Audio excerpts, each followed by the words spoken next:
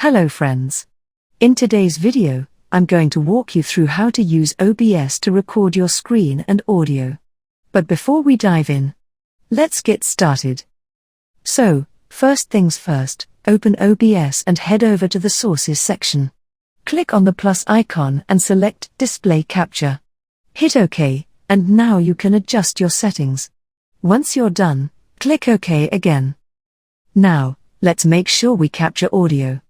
Click on the plus icon once more, but this time, select Audio Input Capture. Hit OK, then click on Device.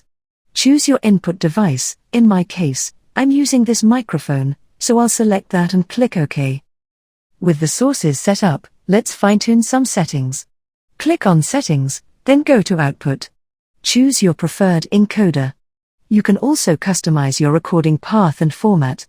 Once everything looks good, click OK.